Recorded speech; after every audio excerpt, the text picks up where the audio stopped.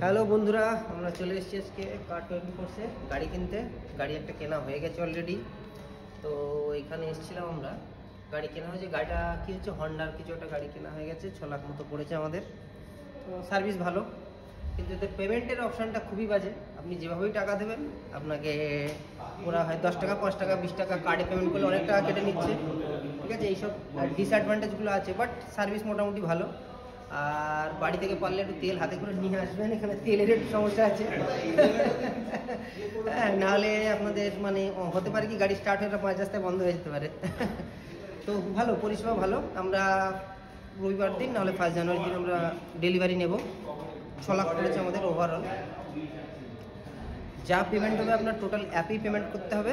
আর গাড়ির কন্ডিশন আমরা যেটা পেয়েছি ভালো, মোরাললেস। আর কিছু কাজ করানোর ছিল, সেটা আমরা যখন বলেছি তোরা চেঞ্জ করিয়ে দিয়েছে, এরকম কিছু না, বলছে যে চেঞ্জ করিয়ে দিয়েছে।